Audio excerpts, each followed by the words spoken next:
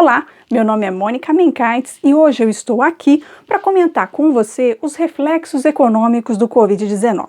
O que precisa ficar claro é que a crise provocada pela pandemia é global, porém o Brasil sofre um pouco mais por conviver ao mesmo tempo com três crises: a sanitária, causada pela Covid-19, a econômica, causada pelas paralisações das atividades, e a política, que vem para impactar negativamente na economia do país. As medidas de isolamento social geraram reflexos negativos com o fechamento do comércio, serviço e indústria. As empresas sofrem com a falta de capital de giro e a maioria não possui fôlego para permanecer por muito tempo fechada. Só em abril, segundo o Sebrae, mais da metade das micro e pequenas empresas pediram empréstimos e mais de 600 fecharam as portas. As demissões não param. Só de março a abril foram 1,5 milhão de pedidos de seguro-desemprego.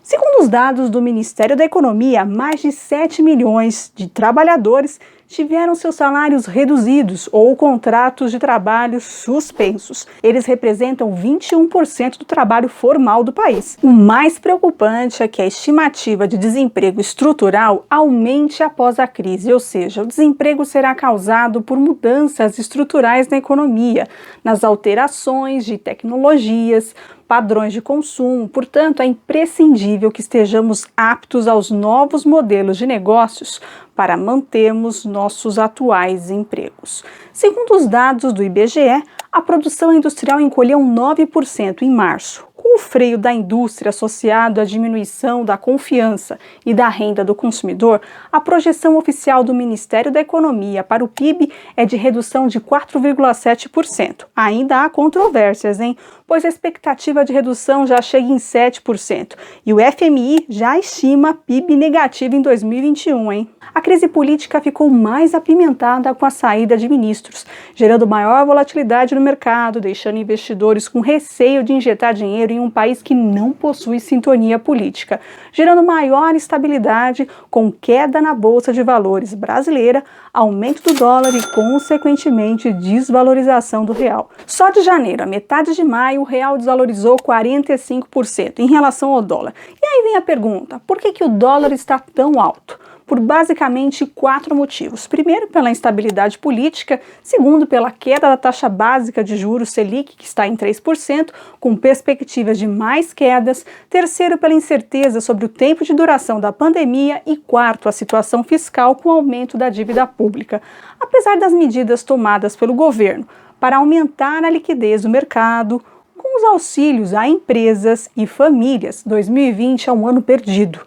Todo esse cenário, somado à incerteza, levou o risco país para as alturas, ou seja, o Brasil se torna um país mais arriscado para se investir neste ano. E está claro para os investidores que as finanças públicas do Brasil foram varridas como um tsunami, pois o governo passou a gastar mais para conter a pandemia, aumentando a dívida pública, que já tem expectativa de chegar a 90% do nosso PIB. A previsão de déficit de mais de 700 bilhões de reais. E o duro é que o Brasil precisa continuar com a agenda econômica pós-pandemia para dar continuidade nas reformas, principalmente a tributária, mas necessita de aprovação do Congresso. E com embates políticos, tudo fica mais difícil de ser aprovado. E essa também é uma das preocupações dos investidores, que não observam uma preparação pós-pandemia. Em relação ao futuro, a crise é forte e a recuperação é lenta devido ao alto endividamento das empresas e do governo.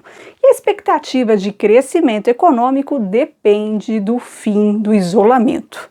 Quanto maior o isolamento, piores serão as expectativas de longo prazo.